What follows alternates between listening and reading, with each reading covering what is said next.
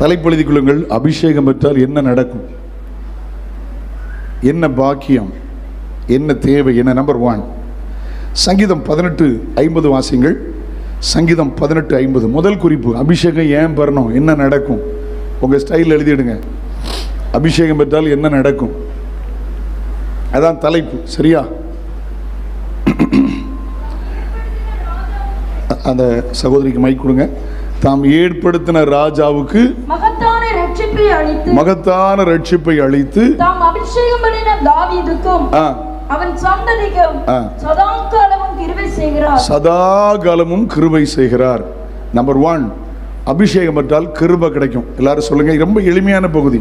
இம்மா சொல்லுங்க, அபிஷேகம் பெற்றால் என்ன கிடைக்கும்? சத்தமா சொல்லுங்க. அப்ப அபிஷேகம் இல்லாத கேசுகளுக்கு என்ன இல்லை, கிருபை இல்லைன்னு என்ன நடக்கும்? ஏன் கை தட்டணும், ஏன் அந்நிய பாஷை பேசணும், ஏன் ஆவியில் நிரம்பணும், ஏன் ஆவியில் ஜபிக்கணும், ஏன் ஆவியில் ஆராதிக்கணும்? அபிஷேகம் பெற்றவர்களுக்கு கவனிங்க. தாம் ஏற்படுத்த ராஜாவுக்கும் மகத்தான ரட்சிப்பை அளித்து தாம் அபிஷேகம் பண்ண தாவீதுக்கும் அவன் சந்ததிக்கும் சதாகாலமும் கிருபை செய்கிறார். இட்ஸ் நாட் 1 or 2, ஒரு மாசமோ ஒரு வாரமோ ஒரு வருஷம் அல்ல, சதாகாலம். இந்த உலகத்தில் இருக்கிறவர்கள் ஏன் அபிஷேகம் வரணும்? கிருபை கிடைக்கும். கை உயர்த்தி அலையிலே சொல்லுமா? ஏமா கிருபையில் நூற்றுக்கணக்கான விஷயம் இருக்கு, அங்கே போகல. 3 காரியத்தை சொல்கிறேன். நம்பர் 1 அபிஷேகம் பெற்றால் என்ன நடக்கும்? கிருபை கிடைக்கும். எல்லாரும் சத்தமாக சொல்லுங்க, கிருபை கிடைக்கும். கிருபை கிடைச்சா என்ன நடக்கும்? கவனிங்க. அல்லேலூயா. கிருபை கிடைச்சா என்ன நடக்கும்? கிருபை கிடைச்சா, கிருபை அபிஷேகத்தினால கிருபை கிடைக்கும். நீங்க சாதாரணமாக நினைக்கிறீங்க, ஆவியில் நிரம்பி ஜபிப்பதுனால உங்க மேல கிருபை இறங்கிட்டே இருக்கும். அதிகப்படியான கிருபை இறங்கிட்டே இருக்கும். கிருபை வந்தாச்சுன்னா, உங்க மேல கிருபை வந்தாச்சுன்னா, உங்களுக்கு மட்டும் இல்லை, அவன் சந்ததிக்கமா நீங்க தான் ரட்சிக்கப்பட்டிருப்பீங்க, நீங்க தான் அபிஷேகம் பெற்றிருப்பீங்க, நீங்க தான் அந்நிய பாஷை பேசுவீங்க. வசனம் சொல்லுது, சதா காலமும் அவன் சந்ததிக்கு சதாகாலம் கிருபை செய்கிறார். அபிஷேகம் பெற்ற தேவனுடைய பிள்ளையும் உன் பிள்ளைகள் மேல கிருபை, உன் பிள்ளைகளுடைய ரட்சிப்பை பார்ப்பா, உன் பிள்ளைகளின் அபிஷேகத்தை பார்ப்பா, உன் பிள்ளைகளுடைய உயர்வை பார்ப்பாய் சதாகாலமும். ஆமென். ஓகே, என்னை கவனிங்க. நாம் ஜபிக்கலாம். கடைசியில் கொஞ்சம் வார்த்தை கேட்டுட்டு கடைசியில் ஜபிக்கலாம். நிறைய விஷயங்கள் உண்டு, சுருக்கி கொள்கிறேன். 1 கிருபை கிடைக்கும். கிருபை வந்தால் நமக்கு கிடைக்கிற 3 காரியத்தை மட்டும் குறிப்பிடுறேன். 100 காரியம் சொல்ல 3 காரியத்தை குறிப்பிடுறேன். நம்பர் 1 நமக்கு எல்லாருக்கும் தெரியும், புலம்பல் 3ஆம் அதிகாரம் அதனுடைய 22 வசனம். The Lamentation chapter 3 verse 22. புலம்பல் 3ஆம் அதிகாரம் 22 வசனம். கர்த்தருடைய கிருபை அப்படி இறக்கத்திற்கு திறமையா பணமா? பிள்ளை வெளிநாட்டை போய் சம்பாத்தியம் பண்ணதுனாலயா? ஹலோ வெளிநாட்டு போய் சம்பாத்தியம் பண்ணதுனாலயா? ரப்பரில் நிறைய பைசா கிடைச்சனாலயா? ஒட்டு ரப்பரில் ஆமாம் பைசா கிடைச்சனாலயா? பைசா கிடைச்சனாலையோ படித்ததுனாலையோ பிள்ளைகள் வெளிநாட்டு போனதுனால அல்ல. நிர்மூலமாக இருப்பது கர்த்தருடைய கிருபை. ஆமென் சொல்லுமா? நிர்மூலமாக இருப்பது கர்த்தருடைய. அதை அப்படி செயின் பண்ணுறேன். அபிஷேகத்தில் என்ன கிடைக்கும்? கிருபை கிடைக்கும். கிருபை வந்தால் என்ன நடக்கும்? நீங்கள் நிர்மூலமாக மாட்டீங்க. வியாதி ஒன்று நிர்மூலமாக்க முடியாது. ஆமைன்னு சொல்லிக்கிட்டே இருங்க. சாபம் ஒன்று நிர்மூலமாக்க முடியாது. தரித்திரியம் உங்களை நிர்மூலமாக்க முடியாது. சூழ்நிலை நிர்மூலமாக்க முடியாது. ஏன் தெரியுமா? கர்த்தர் எனக்கு அபிஷேகம் தந்தார், என்னை ஆவியில் ஜபிக்க வைக்கிறார், என்னை ஆவியில் பாட வைக்கிறார், என்னை ஆவியில் ஆராதிக்க வைக்கிறார், ஆவியில் கலிகூற வைக்கிறார். இப்போ அந்த கிருபை என்னை நிர்மூலமாகாமல் பாதுகாக்கிறது. அல்லேலூயா.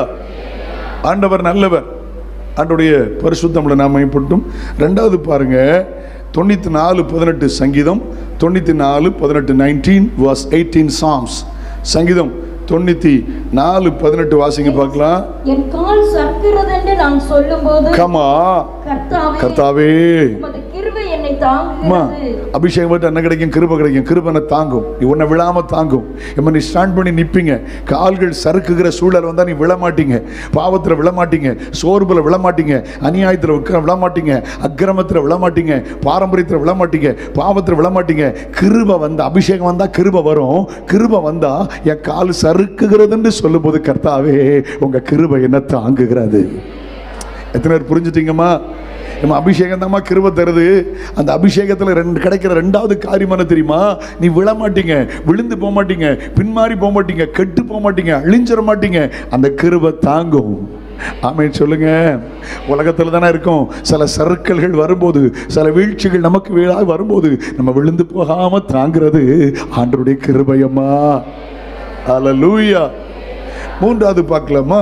முதல் குறிப்புக்காக மூன்றாவது தீத்து 3ஆம் அதிகாரம் அதனுடைய 6ஆம் வசனத்தை வாசிங்க. Titus chapter 3 verse 6. டைட்டஸ் 3:6. தீத்து 3:6 வாசிங்க பார்க்கலாம். தமது கிருபையினாலே நாம் நீதிமான்கள் ஆக்கப்பட்டு, கவனிங்க, தமது கிருபையினாலே நாம் நீதிமான்களாக்கப்பட்டு நித்திய ஜீவன் உண்டாகும் என்கிற நம்பிக்கையின் சுதந்திரராகத்தக்கதாக. போதும். கிருபையினாலே நாம் நீதிமான்களாக்கப்படுகிறோம். எதுக்கு? பரலோகவாசிகளா மாறுறதுக்கு. நித்திய ஜீவன் உண்டாகும் என்கிற நம்பிக்கை நமக்கு வரும்படி. நித்திய ஜீவன் என்றால் பரலோக ராஜ்யம். பரலோக ராஜ்யம் எனக்கு கிடைக்கும் என்கிற நம்பிக்கையாக கிருபை என்னை நீதிமானாய் மாற்றுகிறது. அதில் கிரியைகளினால் அல்ல, கிருபை. ஏன் அபிஷேகம் பெறணும்? கவனிச்சிங்களா? ஏன் அபிஷேகம் பெறணும்? கிருபை பெறுறதுக்கு. கிருபை வந்து என்ன நடக்கும்? நான் நிர்மூலமாக மாட்டேன்.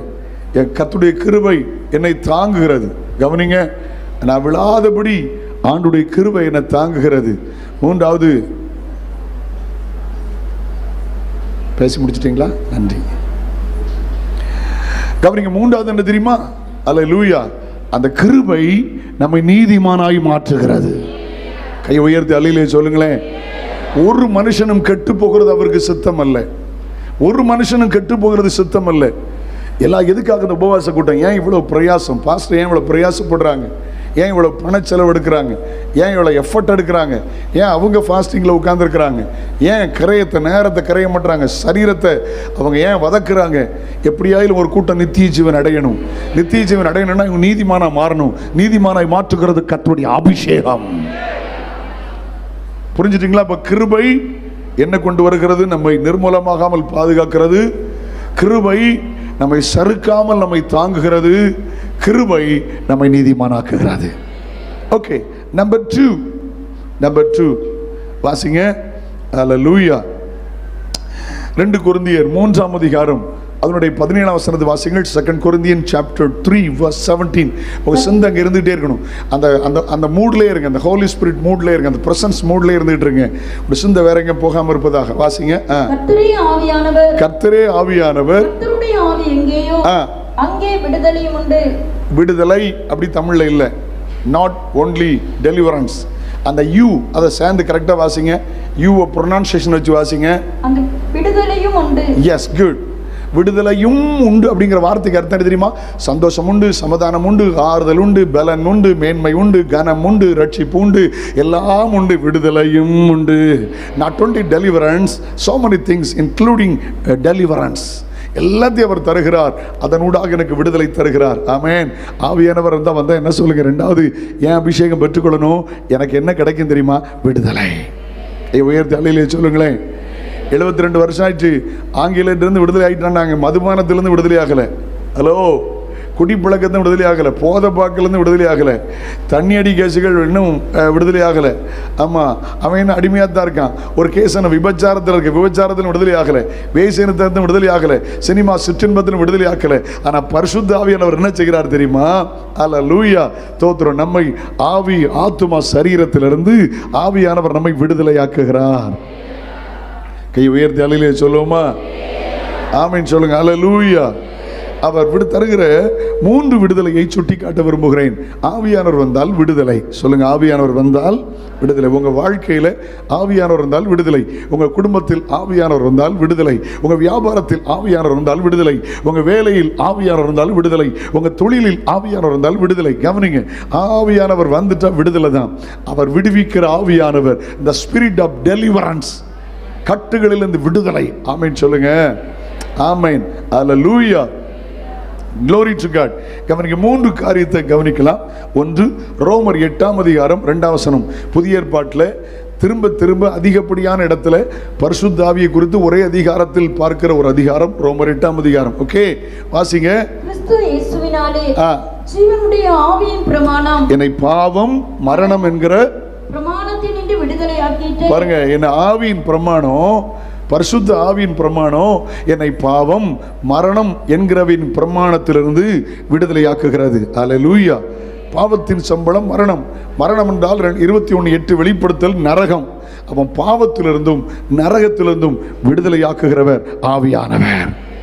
பணத்தினால நரகாக்கினைக்கு விடுதலையாக்கிற முடியாது. ஒரு பணத்தை வச்சுட்டு பாவத்துக்கு விடுதலையாக்க முடியாது. அல்லேலூயா. வேதம் சொல்லுது பாவத்தின் சம மரணம். அல்லேலூயா. நல்ல கவனிங்க. தோத்திர பாவம் செய்கிற ஆத்துமா சாகும். ஆனா வேதம் சொல்கிறது இந்த 2 பிரமாணத்திலிருந்து ஒரு மனிதனை விடுதலை ஆக்குகிறவர் ஆவியானவர். ஆமென் சொல்லுவோமா? சந்தோஷமா சொல்லுங்க. அல்லேலூயா. praise the lord. holy spirit. அல்லேலூயா. எங்க சபைக்கு நான் போன மாசத்துல சென்னை போயிருந்த போது ஒரு பிள்ளைகள் என்னை தேடி வந்தாங்க, என்னை பார்க்க வந்தாங்க. ஊழியம் செய்கிறாங்க அவங்க. குறிப்பிட்ட ஏரியாவில் அவங்க சென்னையில் தாம்பரத்திற்கும் செங்கல்பட்டு நடுவில் ஊழியம் செய்கிறாங்க. 2 அழகான பிள்ளைகள் இருக்கிறது. நல்ல பயோனியர் மினிஸ்ட்ரி பண்ணுறாங்க. அப்போ என்னை தேடி வந்தாங்க. உண்மை என்ன தெரியுமா? ஸ்தோத்திரம். அந்த பிள்ளை எங்களுடைய சபைக்கு வந்து கொண்டிருக்கிற ஒரு குடும்பத்தை சார்ந்த சகோதரனுடைய, அந்த பிள்ளையுடைய அப்பாவுக்கு கூட பிறந்த ஏதோ சகோதரனுடைய சகோதரி பிள்ளை. ஆண்டவர் அறியாத மார்க்கத்தை சார்ந்த பிள்ளை. பொதுவாக ஆகஸ்ட் 15 நான் இருக்கும்போது நாங்கள் ஒரு அபிஷேக முகாம் நடத்துகிறது வழக்கம். இன்னைக்கு எங்கள் சபையில் முகாம், குடும்ப முகாம் நடந்து கொண்டிருக்கிறது. ஒரு கணவன் மனைவியாய் ஒரு போதகர் வந்திருக்கிறார்கள். நாங்கள் பொதுவாக இந்த ஆகஸ்ட் 15 விடுதலை முகாம் என்று அபிஷேகத்துக்குள் நடத்துவோம். அன்னைக்கு அந்த பிள்ளை வந்திருக்கார். இயேசு பற்றியே தெரியாது, அந்த பிள்ளைக்கு ஒன்றுமே தெரியாது. சும்மா வந்தால் அவங்க அத்தை வீட்டில் உட்கார்ந்துருக்கிறா. சில நாட்கள் அந்த பிள்ளை சர்ச்சைக்கு வந்தாள். அபிஷேகத்தை நடத்தும் போது அந்த பிள்ளையின் மேல் கர்த்தருடைய ஆவியார் இறங்கினார். ஒன்றுமே தெரியாத பிள்ளை டீச்சிங் கேட்டபோது அழுதாள், ஒப்பு கொடுத்தாள். கர்த்தர் அபிஷேகித்தார். துடிச்சா, ஆவியில் நிரம்பினாள். யாரும் நகை நட்டு போல்ட ஸ்க்ரூவை கலத்துலன்னு சொல்லி பாக்கியாட்டி கூட்டத்து வந்து எவ்வளோ நாளாச்சு, புருஷன் ரட்சிக்கப்பட்டவனு உனக்கு கலத்தணும்னு இன்னும் என்ன வரலல்ல போட்டு அந்த ஆண்டவர் அறியாத பிள்ளை அபிஷேகம் பட்ட உடனே கலத்தினான். அப்பா அம்மா ஆண்டவர் அறியாத மார்க்கத்தை சார்ந்தவர்கள். அந்த பிள்ளை ஒன்றுமே கேட்கல. அவள் சொன்னா, நான் ரொம்ப சந்தோஷமாக இருக்கிறேன், பார்க்க அப்படி குச்சி மாதிரி தான் இருப்பா. ஆமாம், ஒரு ஜீன்ஸ் பேண்ட்டு போட்டுட்டு ஒரு டிஷர்ட் போட்டு உடம்பு கூட இல்லை, பார்க்குறதுக்கு ஒரு சைஸாக தான் இருப்பா. வந்திருந்தா கர்த்தர் அபிஷேகித்தார். நகை நட்டெல்லாம் கலத்துனா. கொஞ்ச நாள் கழித்து சொன்னால், எனக்கு இப்போ படிக்கணும்னு தோணலை, வேலை செய்யணும்னு தோணலை, ஊழியத்துக்கு போகணுன்னு தோணுது, எனக்கு உதவி செய்வீங்களா? அவங்க அப்பா அம்மாட்ட சொல்லிட்டா, நான் கொஞ்ச நாள் நான் அத்தை வீட்டில் தங்கியிருந்து படிக்கலான் இருக்கேன் அப்படின்னு சொன்னால், நான் ஒரு பைபிள் காலேஜில் சேர்த்தேன். அல்லேலூயா. 3 ஆண்டுகள் ஒழுக்கமாக படித்து முடிக்கும்போதே ஒரு அலைன்ஸ் வந்தது. தோத்திரம். இப்போ மாறினது அவங்களுக்கு தெரிஞ்சிட்டு இப்போ முழு நேரமாக சென்னையில் கர்த்தருடைய ஊழியத்தை அவள் செய்கிறாள். உயர்த்தி அல்லேலூயா சொல்லுவோமா?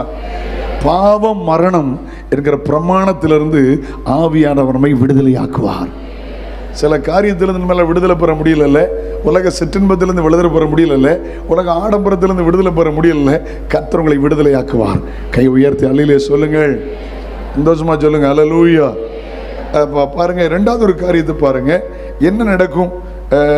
ஸ்தோத்திரம். நியாயாதிபதிகள் 15ஆம் அதிகாரம் 14ஆம் வசனத்தை பாருங்க. சாத்தான் கட்டி வைப்பான். நீங்கள் செயல்பட முடியாதபடி, நீங்கள் துதிக்க முடியாதபடி, நீங்கள் ஆராதிக்க முடியாதபடி, கர்த்தருடைய திட்டத்தை செய்ய முடியாதபடி, கர்த்தர் உங்களை அழைத்த நோக்கத்தை நிறைவேற்ற முடியாதபடி, கர்த்தருடைய சித்தத்தின்படி வாழ முடியாதபடி உங்களை கட்டி வைப்பான். என்ன நடக்கும்? சிம்சோன் மேல் கர்த்தருடைய ஆவியானவர் இருந்ததனால் என்ன நடந்தது? வாசியுங்கள். நியாயாதிபதிகள் 15ஆம் அதிகாரம் 14ஆம் வசனம். 15:14. வரைக்கும் வந்து சேர்ந்தபோது பெலிஸ்தர் அவனுக்கு விரோதமாய் ஆரவாரம் பண்ணினார்கள். அப்பொழுது கர்த்தருடைய ஆவி அவன் மேல் பலமாய் இறங்குறதினால் அவன் புயங்களில் கட்டியிருந்த கயிறுகள் நெருப்புப்பட்ட நூல் போல் ஆகி அவன் கட்டுகள் அவன் கைகளை விட்டு அறுந்து போயிட்டு. கட்டுகள் அவன் கைகளை விட்டு அறுந்து போயிட்டு. Bondage broken. நெருப்புப்பட்ட நூல் போல் ஆயிட்டு. உங்களை ஏதோ ஒன்று கட்டி இருக்குல்ல, எல்லா அந்தகார கட்டுகளும் அவிழ்க்கப்பட போகிறது. எதுலேருந்து விடுதலை தெரியுமா? கட்டுகளிலிருந்து விடுதலை. அம்மா, திருமணம் ஆகி லேட் ஆகிட்டேர்ல, அது ஒரு கட்டு தான். இன்றைக்கி ஆவியில் ஜோம் பண்ணி பாரு, விடுதலை ஆக போகிறீங்க. அம்மா, எவ்ரிதிங் இஸ் குட், ஆனால் குழந்தை பாக்கியம் இல்லை, அழுதுகிட்டே இருக்கீங்கல்ல, ஒரு கட்டுமா. இன்றைக்கி ஆவியில் ஜபிக்க போகிறீங்க, கட்டுகளிலிருந்து விடுதலை. அடுத்த ஃபாஸ்டிங் ப்ரேயரில் முடியும் போது உன் பிள்ளையை கொண்டு வந்து அன்னைக்கு சொல்கிற தீர்க்க தரிசனத்தை இன்றைக்கி நான் உங்களுக்கு சொல்கிறேன். வருகை தாமதித்துவானால் கர்த்தரும் கையில் ஒரு குழந்தையை தரப்போகிறாய். ஆமென். வருகை தாமதித்தாலும் அடுத்த ஃபாஸ்டிங் ப்ரேயரில் ஃபைனல் டே அந்த குழந்தையை கொண்டு டெடிகேட் பண்ண போகிற பாஸ்டர் டெடிகேட் பண்ணுவார். இது நடக்கும். ஆவியானவர் வந்தால் கட்டிலிருந்து விடுதலை. ஆமென். அபிஷேகத்தினுடைய வேலை என்ன தெரியுமா? அவன் ஒரு நியாயாதிபதியாய் கர்த்தர் வைத்தார். எவனும் கட்ட முடியாது. ஆவியானவர் இறங்கினால் எவ்வளவு பெரிய கட்டுகளும் அவிழ்ந்து போகும், அறுந்து போகும், அழிந்து போகும். பாவ மரணம் என்கிற பிரமாணத்திலிருந்து விடுதலை. 2வது எதிலிருந்து விடுதலை தெரியுமா? கட்டுகளிலிருந்து விடுதலை. ஆவியானவர் வந்தார், கட்டுகளிலிருந்து விடுதலை. சிலர் கைத்தட்டு இருந்தால் நினைப்பாங்க முடியாது, சிலர் துதிக்கணும் தான் நினைப்பாங்க முடியாது. ஆனால் விடுதலை தருவார், கட்டுகளிலிருந்து விடுதலை தருவார். கையை உயர்த்தி அல்ல சொல்லுங்களேன், சந்தோஷமா சொல்லுங்க அல்லேலூயா. மூன்றாவது பாருங்க, அது 14 அதிகாரம் நியாயாதிபதிகள் 5:6 வாசிங்க. நியாயாதிபதிகள் 15:5-6 வாசிங்க. பந்தங்களை கொளுத்தி பெலிஸ்தியரின் வெள்ளாமையிலே அவைகளை ஓடவிட்டு கதிர்கட்டுகளையும் வெள்ளாய்மைகளையும் திராட்சை தோட்டங்களையும் 14:5-6 அப்படியே சிம்சோனும் அவன் தாயும் தகப்பனும் திப்னாத்துக்கு புறப்பட்டார்கள். அவர்கள் திப்னாத் ஊர் திராட்சை தோட்டங்கள் மட்டும் வந்தபோது இதோ கர்ச்சிக்கிற பாலசிங்கம் ஒன்று அவனுக்கு எதிராக வந்தது. அப்பொழுது கர்த்தருடைய ஆவி அவன் மேல் பலமாய் இறங்கினதினால் அவன் தன் கையில் ஒன்றும் இல்லாதிருந்தோ அதை ஒரு ஆட்டுக்குட்டியை கிழித்து போடுகிறது போல கிழித்து போட்டான். கவனிங்க, இன்னைக்கு நேற்று இரவு தெளிவாய் உங்களோடு கூட பேசினேன். சத்ருவின் கிரிகளை அழிப்பது எப்படி? கவனிங்க, கட்சிக்கிற சிங்கம் போல பிசாசு வாரானா, பரிசுத்த ஆவியானவர் இறங்கினால் அங்கே சத்துரு அழிக்கப்படுகிறான். சாத்தானுடைய பிடியிலிருந்து விடுதலை, கிருபை. கவனிங்க, முதல் குறிப்பென்ன? அபிஷேகம் பெற்ற என்ன நடக்கும்? கிருபை. ரெண்டாவது சொல்லுங்க, அபிஷேகம் பெற்ற என்ன நடக்கும்? விடுதலை. எதிலிருந்து விடுதலை? பாவம் மரணம் என்கிற பிரமாணத்திலிருந்து விடுதலை. நம்பர் 2, கட்டுகளிலிருந்து விடுதலை. நம்பர் 3, பிசாசின் போராட்டத்திலிருந்து விடுதலை. உயர்த்தலிலே சொல்லுவோமா? ஓகே, மூன்றாவது காரியத்தை கவனிங்க. ஆண்டவர் நல்லவர். Hallelujah, praise the lord, glory to God. யோவான் எழுதின சுவிசேஷம் 16ஆம் அதிகாரம் அதனுடைய 13ஆம் வசனம். யோவான் 16:13, 16:13. அவர் வரும்போது, சத்திய ஆவியாகிய அவர் வரும்போது சகல சத்தியத்திற்குள்ளும் உங்களை நடத்துவார்.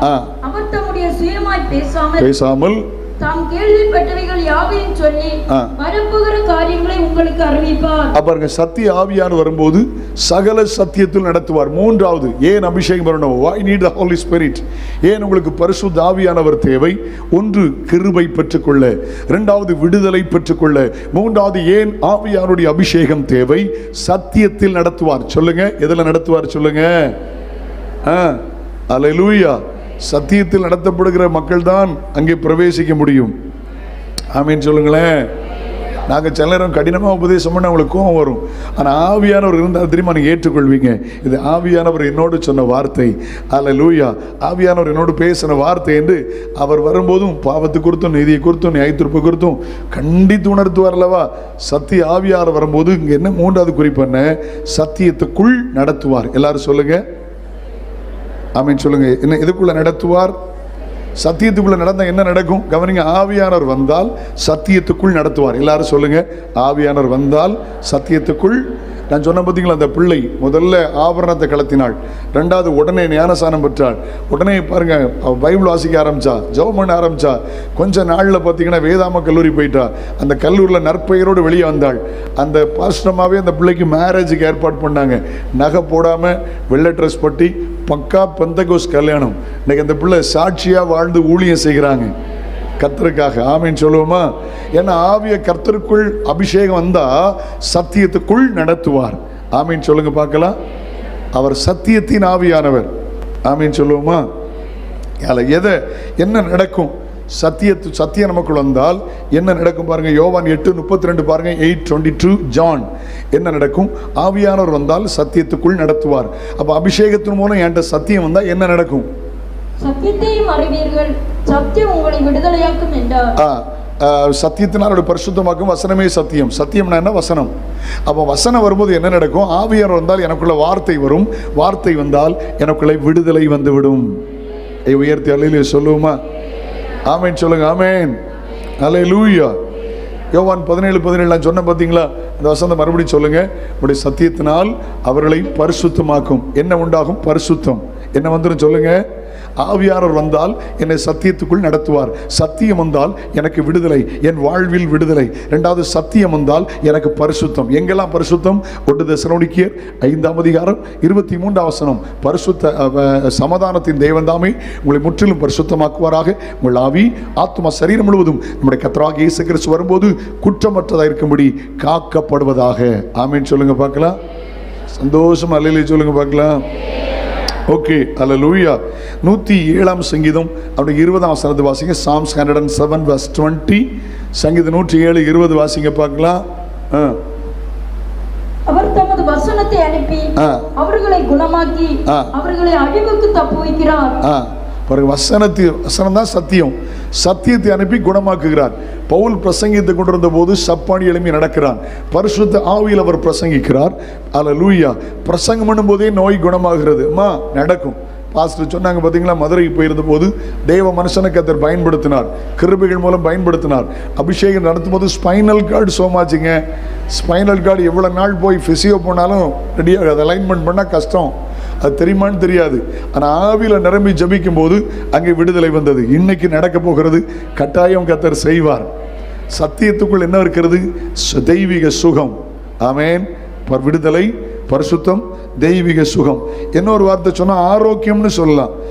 நீதிமொழிகள் 40:20 வாசிக்க பார்க்கலாம். நீதிமொழிகள் அந்த 4ஆம் அதிகாரம், 4ஆம் அதிகாரம் 20 வாசிங்க. Proverbs chapter 4 verse 20 to 22. என் மகனே, என் வார்த்தைகளை கவனி, என் வசனங்களுக்கு உன் செவியை சாய். சத்தியத்துக்கு உன் செவியை சாய். அவைகள் உன் கண்களை விட்டு பிரியாதிருப்பதாக. அவைகளை உன் இருதயத்துக்குள்ளே காத்துக்கொள். அவைகளை கண்டுபிடிக்கிறவர்களுக்கு அவைகள் ஜீவனம், அவர்கள் உடலுக்கெல்லாம் ஆரோக்கியமா. பரிசுத்த ஆவி வந்தால் சத்தியம் வரும், சத்தியம் வந்தால் ஆரோக்கியம் வரும். ஆமென் சொல்லுங்க. அப்போ பாவ சாபத்திலிருந்து விடுதலை கிடைக்கும், பரிசுத்தம் கிடைக்கும், சுகம் கிடைக்கும், ஆரோக்கியம் கிடைக்கும். தலையிலே சொல்லுமா? ஃபாஸ்ட்டாக போகிறேன், நேரம் கருதி ஃபாஸ்ட்டாக போகிறேன். 3வது, பரிசுத்த ஆவி வந்தால் என்ன நடக்கும்? நமக்கு தெரிந்த பகுதி அப்போஸ்தலர் 1ஆம் அதிகாரம் 8ஆம் வசனம். பாஸ்டர் அவர்கள் என்ற தரும் முன்பதாக இந்த வார்த்தையை பதிவு செய்தார்கள். பரிசுத்த ஆவி கொடுத்துட்டு வரும்பொழுது நீங்கள் பலன் அடைவீர்கள். என்ன கிடைக்கும் சொல்லுங்க? பலன் கிடைக்கும், பலன் அடைவீர்கள். அல்லேலூயா. பரிசுத்த ஆவி வரும்போது என்ன நடக்கும்? பலன். ஆமென். அல்லேலூயா. சந்தோஷமா சொல்லுங்க அல்லேலூயா. பரிசுத்த ஆவி வரும்போது என்ன கிடைக்கும் சொல்லுங்க? பலன், பலன், பலன். அல்லேலூயா. ஒரு மார்க்கத்தில் எவ்வளவு பலன் இருக்கு. ஒரு மார்க்க வெறியில் நான் காலையில் ஒரு சிந்தனை பகுதி என்னை ரொம்ப சிந்திக்க வச்சிச்சு. நான் ரொம்ப சிந்திச்சிட்டேன். என் லைஃப்பில் இதுவரைக்கும் நான் சிந்திக்காத அளவு சிந்திச்சிட்டேன். ஒரு மார்க்க வெறி ஒரு மனிதனை எப்படி மாற்றுது பாருங்களேன். ஒரு மார்க்க வெறி, ஒரு மார்க்க பாரம்பரியம் ஒரு மனுஷனை எப்படி தைரியமாக்குதுன்னா, நம்ம ஏன் கர்த்தருக்குள்ள பரிசுத்த ஆவிக்குள்ள பலன் அடைய முடியாது? அதாவது என்னுடைய மூத்த மருமகளுடைய சித்தப்பா, மூத்த மருமகளுடைய தகப்பனார் ஃபுல் காஸ்பலில் விபிஎஸ்ல ரொம்ப நாளாக அவர் தலைவராக இருந்தார். அவருடைய தம்பி எப்படியோ அறிந்தோ அறியாத காலத்தில் அவங்க அப்பா இல்லை வாழ்ந்தபோது அவர் இஸ்லாமியராக மாறிட்டார். அந்த காலத்தில் மும்பையில் வேலை செய்த போது எப்படியோ இஸ்லாமியராக மாறிட்டார். அப்படியே இஸ்லாமில் கல்யாணம் பண்ணி அப்படி இருந்துட்டார். நேற்று இரவு நான் போய் சேர்ந்தோம், எனக்கு தகவல் வந்துச்சு அவர் அட்டாக்கில் இறந்து போனார். 58 வயது. எங்கள் ஊர் பக்கத்தில் ஏர்வாடி, அதில் இறந்துட்டார். அப்பொழுது நானும் என் மனைவி எல்லாரும் போனபோது எனக்கு தெரியாது. நான் இஸ்லாமியர் வீட்டுக்கு அதிகமாக போய் பழக்கல. அவங்க வீட்டுக்கு நான் உறவினர்னால நான் போயிருக்கிறேன், பழகிருக்கிறேன், தெரியாது. 58 வயசில் இறந்து போனார். ஒரு வாலிப பையனுக்கு எனக்கு கல்யாணம் ஆகலை, வாலிப பிள்ளைக்கு கல்யாணம் ஆகலை. ஒரு பிள்ளைக்கு கல்யாணம் ஆகி குழந்தை இருக்குது. பையன் சவுதி அரேபியாவில் இருக்கிறான். அவங்க மார்க்க அந்த இதன்படி அழக்கூடாது, யாரும் அழக்கூடாது. பாருங்கள், எங்களை பார்த்தோன்னே அந்த பிள்ளை கண்ணீர் வருது, அடக்கிடுறா. நான் பார்த்தேன், மனைவி பக்கத்தில் இருக்கக்கூடாது, 2 ரூம் தாண்டி அங்கே தான் இருக்கணும். மனைவி உட்காரக்கூடாது, படுத்துகிட்டே தான் இருக்கணும். சில சட்டத்திட்டங்கள் எவ்வளோ அழகாக ஃபாலோ பண்ணுறாங்க. அது சரின்னு நான் சொல்ல வரல. அந்த அந்த அந்த பாரம்பரியத்தில் அவ்வளோ ரைட்டாக இருக்காங்க. 4 பேருக்கு மேலே அழலை. ஹலோ, இன்னொரு காரியத்தை பார்த்தேன். அந்த பிள்ளை அந்த தன்னுடைய தகப்பனார் பாடிக்கு முன்னால் உட்காந்து நின்று, என்ன காரணம் எனக்கு தெரியல, நான் பின்னால் விசாரிக்க விரும்புகிறேன். குரானை படிச்சுட்டே இருக்கிறா. என்னது கேட்குறா, அக்கா வரலையா? என்னுடைய மருமகளை கேட்குறா, எங்கள் அக்கா வரலையான்னு கேட்டா. அப்படி உட்காந்து குரானை படிச்சுட்டே இருக்கிறா. பாருங்கள், அந்த கான்சன்ட்ரேஷனை அந்த வேதத்தில் கொடுக்குறா. அது மார்க்க அந்த வெறி, அந்த மார்க்க வெறி அளவிடலை. தகப்பன் ரொம்ப நல்லவர். அவர் ஒரு வேளை சின்ன வயசில் தகப்பன் இல்லாதனால அறிந்தோ அறியாமலோ அவர் கன்வெர்ட் ஆகிட்டார். பட் எந்த கெட்ட பழக்கம் கிடையாது, மதுபானம் கிடையாது, புகை கிடையாது. ரொம்ப அன்பா இருப்பார், என்னை ரொம்ப பாசமாக கூப்பிடுவார், மச்சான் அப்படின்னு கூப்பிடுவார், வெக்கப்படவே மாட்டார், ரொம்ப அன்பா இருப்பார். வீட்டு நிகழ்வுகளுக்கெல்லாம் வருவார், குடும்பமாக வருவாங்க, எல்லாம் அன்புள்ளவர்கள். ஆனால் அந்த மார்க்கத்தில் போன பிற்பாடு அந்த மார்க்க வெறி அவங்கள பலப்படுத்தி இருக்கு பாருங்களேன். அது திடனற்று போயிடுவாங்க. ஏன்னா அவ்வளவு நல்லவர். தாய் கொஞ்சம் பலகீனமாக இருக்கு. இவர் தான் அந்த குடும்பத்துக்கு போல்டான ஆள், சம்பாதிக்கிறவர். 58 வயசு கிட்டத்தட்ட என்னுடைய வயலுக்கு ஈக்குவலானவர் தான். ரொம்ப வயசு ஒன்றும் ஆகலை. ஆனால் அவங்க மார்க்கம் அவங்கள பலப்படுத்தி இருக்கு பாருங்களேன். சாதாரணமான ஒரு மார்க்க வெறி ஒரு குடும்பத்தை பலப்படுத்த முடியுமானா? நான் சொல்றேன், பரிசுத்த ஆவியானவர் வந்தால் அவர் பலப்படுத்துகிறவர். பவுல் சொல்றாரு, சாத்தானால கொற்ற ஒரு முள் இருந்துச்சு. கவனிங்க, listen to me. சாத்தானால கொற்ற ஒரு முள் இருந்துச்சு. ஏன்னா 1-2 தடவை ஜெபம் பண்ணே நான் நடக்கல. என்ன சொன்னா தெரியுமா? என்னை பலப்படுத்துற கிறிஸ்துவினாலே எல்லாவற்றையும் செய்ய எனக்கு பலன் உண்டு. பரிசுத்தாவி வந்தா என்ன கிடைக்கும் சொல்லுங்க? பலன். எல்லாரும் சொல்லுங்கம்மா. சூழ்நிலைமை மேற்கொள்கிற பலன், சாபத்தை மேற்கொள்கிற பலன், பிசாசை மேற்கொள்கிற பலன், தரித்திரத்தை மேற்கொள்கிற பலன், சொந்த கால நிற்கிற பலன், எந்த மனுஷனை சார்ந்து வாராத பலன். ஹல்லேலூயா, ஆமென். பலன் வந்தா என்ன நடக்கும்? அதே வசனத்தில் இருக்குது, எருசலேமிலும் யூதேயாவிலும் சமாரியாவிலும் பூமியின் கடைசி பரிந்தும் எனக்கு சாட்சிகளாய். காட்சியாவா சாட்சியாவா? அல்ல, கேட்கல. காட்சியாயிருங்கள்னு போடல, சாட்சியாயிருங்கள்னு போட்டிருக்கு. அருவி அது 2வது, முதல்ல நிறுவி. ஆமென். சொல்லுங்க, காட்சியா அல்ல சாட்சியா. அறிவிப்பது 2வது, முதல்ல நிரூபித்து காட்டணும். அல்லேலூயா. 2வது பாருங்க, 138:3 வாசிங்க. Psalms 138:3. 138:3 வாசிங்க பார்க்கலாம். நான் கூப்பிட்ட நாளிலே எனக்கு மறு உத்தரவு அருளினீர்.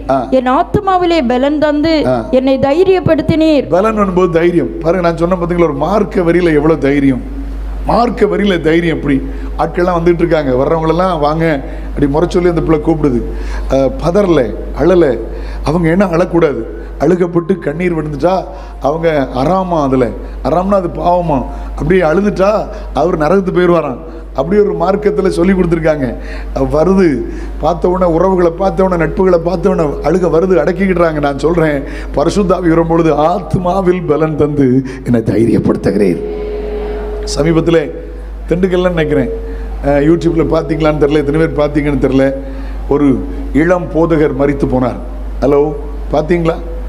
அந்த வாலிப தங்கச்சி சொன்ன சாட்சி அசர வச்சது. நான் எங்கள் அம்மாவை இழந்துட்டேன், என் பிள்ளை இழந்துட்டேன், என் புருஷனை இழந்துட்டேன். ரொம்ப நல்லவர், ரொம்ப நல்லவர், என்னை அடித்ததில்லை, என்னை நேசிக்கிறவர் அப்படின்னு சொல்லிட்டு இப்பவும் நான் சொல்கிறேன், என் இயேசு நல்லவர். எத்தனை பேர் இந்த யூடியூப்பில் அந்த மெசேஜ் பார்த்தீங்க? நிறைய கைகள் பார்த்துருக்கு. ஆண்டவருக்கு தான் தைரியங்க, இதான் இந்த பதறலைங்க, பதறி போயிடல. இளம் கணவர், பிள்ளைகள் இருக்கு. அல்லேலூயா. அவங்க அம்மா அழுதாங்களாம். அவங்க அம்மாட்ட போய் சொல்லிச்சான், அழாதுங்கம்மா, ரெண்டு பிள்ளை, அவங்க பையன் பேரை சொல்லிட்டு சொன்னாங்களாம், 2 பிள்ளையை விட்டுட்டு போயிருக்காங்க. 2 அல்லேலூயா. 2 உங்க பிள்ளை விட்டு போயிருக்காங்க, அழுறீங்க. கர்த்தர் நடத்துவார். இந்த என்ன தைரியம், இது மாமிசத்தில் இந்த தைரியம் இல்லை. ஏமா, இனி உலகத்தில் நடக்க வேண்டிய நாட்கள் எவ்வளவு நிந்த வரும், எவ்வளவு அவமானம் வரும், எவ்வளவு பரியாசம் வரும். சிரிச்சா குற்றம், எழுந்தா குற்றம், நின்னா குற்றம், பாடினா குற்றம், பேசினா குற்றம், ட்ரெஸ் பண்ணா குற்றம். தேசம் மோசம், தேசம் ரொம்ப மோசம். என்கரேஜ் பண்ண மாட்டாங்க, டிஸ்கரேஜ் பண்ணிடுவாங்க. அப்படிப்பட்ட தேசத்தில் அவள் சாட்சி சொல்றா, நான் எங்கள் அம்மா வந்த வயசில் இழந்தேன், சின்ன வயசில் என் பிள்ளை இழந்துட்டேன், இப்போ என் கணவன் இழந்துட்டேன். அவர் ரொம்ப நல்லவர், ஆனாலும் சொல்றேன், என் இயேசு நல்லவர். So the God is good. இதுதான் அந்த ஆவியானவர் கொடுக்கிற தைரியம். நீதிமானோ சிங்கத்தை போல் தைரியமா இருக்கிறான். ஷாபா காந்தாரா. அல்லேலூயா, ஆமென். பேதைகள் நடுங்க போய் தண்டிக்கப்படுகிறார்கள், நீதிமானோ சிங்கத்தை போல் தைரியமாக இருக்கிறான். அல்லேலூயா, ஆமென். பிலிப்பியர் 4:13 வாசிங்க. பிலிப்பியர் 4ஆம் அதிகாரம் அவருடைய 13ஆம் வசனத்தை வாசி. நிறைய இருக்கு, நான் விட்டுறேன். என்னை பலப்படுத்துகிற கிறிஸ்துவினாலே, பலப்படுத்துகிற கிறிஸ்துவினாலே எல்லாவற்றையும் செய்ய எனக்கு பலன் உண்டு. எல்லாவற்றையும் செய்ய எனக்கு, ஏமா, என்னை பலப்படுத்துகிற கிறிஸ்துவினாலே. சொல்லிட்டேன், திரும்ப சொல்றேன், எல்லாவற்றையும் செய்ய எனக்கு பலன் உண்டு. இப்ப 4 காரியத்தை சொல்லுங்க. நம்பர் 1, அபிஷேகத்தில் என்ன கிடைக்கும்? கிருபை. தலைப்பு மட்டும் சொல்லுங்க. நம்பர் 2, அபிஷேகத்தில் என்ன கிடைக்கும்? விடுதலை. நம்பர் 3, சத்தியத்துக்குள் அவர் நடத்துவார். நம்பர் 4, ஆவியானவர் வந்தால் என்னை பலப்படுத்துவார். என்ன ஒன்னே ஒன்று சொல்லிட்டு நம்ம அபிஷேக ஆராதனைக்குள்ள போயிடலாம். கமான். ஏன் அபிஷேகம் பண்ணணும்னு 4 குறிப்புகளை லைட்டாக சொல்லிட்டு ஜபத்துக்கு முக்கியத்துவம் கொடுக்க போகிறோம். வீட்டுக்கு போகணுமே அந்த அந்த அந்த மைண்ட் செட்டப்பில் இருக்காதுங்க. அங்கே சந்தையில் மீன் கிடைக்குமா, கிடைச்சாதா, அப்போ அப்படின்லாம் இருக்கக்கூடாது. கட்டியலா 2 ஆகும் 3 ஆகும் சொல்ல முடியாது. ஆவியானவர் வந்து அப்படி தான் பழைய காலம் மாதிரி போயிடணும். இன்னும் ஒன்றும் சொல்ல மாட்டேங்க. ஆமாம், நாங்கள் கொஞ்சம் வருஷத்துக்கு முந்தி இப்படி தான் நான் மாரநாதா சர்ச்சில் தூத்துக்குடியில் போயிருந்தேன். சாந்தகுமார்னு ஒரு பாஸ்டர் 12 மணிக்கு முடிய வேண்டிய ஆராதனை இப்போ முடிஞ்சிருக்குன்னு நினைக்கிய 12 மணிக்கு முடிய வேண்டிய ஆராதனை ஞாயிற்றுக்கிழமை 2:30 முடிஞ்சு. கட்டியலாம். காரணம் ஆவியானவர் ஏவனார் அபிஷேகத்தை நடத்தினேன். சின்ன பிள்ளைகள்லாம் இது மாதிரி விளையாடிட்டு இருந்த பிள்ளைகள்லாம் அபிஷேகம் பெற்றுச்சு. அந்த பாஸ்டர் என் காற்றுல வந்து சொன்னார், ஒன்றும் பிரச்சனை இல்லை, நான் அவ்வளோ பேருக்கும் ஹோட்டலில் சாப்பாடு ஆர்டர் பண்ண போகிறேன், ஆவியானவர் உங்களை நடத்தின கைட் பண்ணுங்கன்னாரு. ஒரே ஒரு சின்ன அனௌன்ஸ்மெண்ட் மட்டும் இடம் கொடுங்கன்னு சொன்னார். இவ்வளோ பேர் நீங்கள் இருக்க முடியும்னா டோன்ட் வரி, இன்றைக்கி நான் மத்தியானம் சாப்பாடு உங்களுக்கு ஏற்பாடு. அந்த பரிசுத்தவான் இறந்துட்டார். இன்றைக்கி எனக்கு ஞாபகம் இருக்குது. தோத்திரம். ஆவியில் ஜனங்கள் பிள்ளைகள் அபிஷேகம் பண்ணால் சபை அழ ஆரம்பிச்சுது. இந்த பிள்ளைகள் அபிஷேகம் பண்ணால் சபை அழ ஆரம்பிச்சுது. சின்ன பிள்ளைகள் சொல்லுது, எனக்கு ஒன்றுமே தெரியாது, என் நாவு பிரியுது, நான் அபிஷேகம் எனக்குள்ள என்ன ஒரு மாதிரி இருக்குது பேசுகிறேன்னு. சின்ன பிள்ளைகள் ஒரு 6 வயசு 7 வயசு பிள்ளைகள் அபிஷேகம் பண்ண சபையை அபிஷேகம் நிரம்ப ஆரம்பிச்சுது. 12 மணிக்கு முடிய வேண்டிய ஆராதனை 2 மணிக்கு முடிஞ்சு. கட்டலாம். அதனால் தோத்திரம் தெரியாது. அதில் லூயா. ஒருவேளை அங்கே அமெரிக்காவில் அலிசியாவில் நடந்த அதே எழுப்புதல் இன்னைக்கு உங்கள்கிட்ட ஆரம்பிக்கலாம். யாருக்கு தெரியும்? கையை உயர்த்தி அல்லையிலே சொல்லுங்கள் பார்க்கலாம். எல்லாம் அங்கே தான் இருக்கீங்களான்னு சந்தோஷமாக இருக்கீங்களா? ஆமாம். அதனால் ஒன்றும் பிரச்சனை இல்லை, கவனமாக இருங்க. கத்த நல்லவர். ஆமென். ஓகே, கடைசி ஒரு குறிப்பிடுத்து இல்லாமல் நிறைய இருக்க விட்டுறேன். சங்கீதம் 23:5-6 வாசிங்க. என் தலையை எண்ணெயால் அபிஷேகம் பண்ணுகிறீர், என் பாத்திரம் நிரம்பி விழுகிறது, என் ஜீவனுள்ள நாளெல்லாம் நன்மையும் கிருபையும் என்னை தொடர். நான் கர்த்தருடைய வீட்டிலே நீடித்த நாட்களாய் நிலைத்திருப்பேன். கர்த்தருடைய வீட்டில் நிலைத்திருக்கலாம். சொல்லுங்க. அம்மா, கர்த்தருடைய வீட்டில் நிலைத்திருப்பதுனா 2 வீடுங்க. எல்லாருக்கும் தங்குறதுக்கு சொந்த வீடோ, கூரை வீடோ, கரை வீடோ, ஓலை வீடோ, ஒத்தி வீடோ இருக்கு. அதை நான் பேசலை. ஒன்று வீடு என்றால் நாம் ஆராதிக்கிற சபை, இன்னொன்று வீடு என்றால் பரலோக ராஜ்யம். அபிஷேகம் பெற்ற தேவனுடைய பிள்ளையே, நீ கடைசி வரலும் பின்மாறாமல் சபையிலே நிலைத்திருக்க ஆவியானவர் உதவி செய்வார். அல்லேலூயா. ஆண்டவருக்கு ஸ்தோத்திரம். அந்த வீடு என்பது சபைன்னு வேதம் சொல்லுது. அதாவது 1 தீமோத்தேயு 3:15 வாசிங்க. அந்த 1 தீமோத்தேயு chapter 3:15. தாமதிப்பேன் ஆனகில் தேவனுடைய வீட்டிலே நடக்க வேண்டிய வகையை நீ அறியும்படி உனக்கு எழுதுகிறேன், இவைகளை உனக்கு எழுதுகிறேன். அந்த வீடு ஜீவனுள்ள தேவனுடைய சபையாய் சத்தியத்துக்கு தூணும் ஆதாரமாக இருக்கிறது. சபைதான். Building is not church. வருகை தாமதிக்குமானா இதோட பெரிய கட்டிடத்தை கர்த்தர் உங்களுக்கு தருவார். கையை உயர்த்தி அல்லேலூயா சொல்லுங்க. ஒரு ஊழியத்தில் ஜீவன் இருந்தால் நடந்துக்கிட்டே இருக்கும். ஒரு ஊழியக்காரன் ஜீவன் இருந்தால் அந்த ஊழியக்காரனை மட்டும் செஞ்சுக்கிட்டே இருப்பார். ஆமாம். ஜீவன் இல்லாத ஊழியக்காரன் இருந்தால் கழுது தெரிஞ்சு கட்டர்மான மாதிரி கிளமாற போயிடும். ஒரு ஊழியத்தில் ஜீவன் இருக்குமானா, ஊழியக்காரன் ஜீவன் இருக்குன்னா இதோட பெருசாக செய்வான். என்ன ஒன்றும் பேச மாட்டீங்க? அல்லேலூயா. வருகை தாமதிக்குமானா உங்கள் கண்கள் அதை பார்க்கும். இப்பொழுது பார்க்கிற நீங்கள் கூடாரம், வருகை தாமதிக்கும் ஒரு பெரிய மாளிகையை நீங்கள் பார்ப்பீர்கள். தேவ மனுஷனுக்கு கர்த்தர் கொடுத்த தரிசனம் நிறைவேறும். ஆண்டவர் அதை செய்வார். எவ்வளோ பெரிய மாளிகை எழும்பினாலும் ஆண்டவர் அதை செய்வார். ஆனால் அது அல்ல சபை, நீங்கள் தான் சபை. எபிரேயர் 3:6 சொல்கிறது, நீங்கள் தான் தேவனுடைய சபை. You are the children of God. அல்ல, you are the living church of God. You are the house of God. நீங்கள் தான் சபை. சபையாக நிலைச்சிருக்கணும். அல்லேலூயா. ரெண்டாவது இன்னொன்று வாசிக்கும் போது 2 கொரிந்தியர் 5:1 வாசிங்கள். இந்த 2 கொரிந்தியர் chapter 5:1. 2 கொரிந்தியர் 5ஆம் அதிகாரம். பூமிக்குரிய கூடாரமாகிய நம்முடைய வீடு அழிந்து போனாலும், நம்ம அப்படின்னா கவனிங்க, பூமிக்குரிய கூடாரமாகி என் வீடு, என் வாழ்க்கை இருக்கு பார்த்தீங்களா, என் ஸ்ட்ரக்சர் 58 வயசுல அவர் போயிட்டாரு. அழிந்து போனாலும் தேவனால் கட்டப்பட்ட கைவேலை அல்லாத நித்திய வீடு. இது ஒரு அழிஞ்சு போற வீடு. 70, 80, 90 வருஷம் அழிஞ்சு போற வீடு. கேட்டீங்களா? சத்தமாக சொல்லுங்கன்னு. சக்கை, புலா, மரச்சேனி, நெத்தலி மீன், சாள மீன், வாழை மீன் எல்லாத்தையும் வச்சு கட்டின வீடு. ஹலோ, வலி அரிசி, பொடி அரிசி எல்லாம் வச்சு கட்டின வீடு. இந்த கிழங்க சொல்லுங்க, என்ன உங்களுக்கு மனசிலாச்சுல? நிறைய பேர் நிறைய வச்சுக்கிட்டு இருக்கு. கோழி வச்சுக்கிட்டு இருக்காங்க, சிலர் பண்ணி வச்சு வீடை கட்டியிருக்காங்க போட்டு.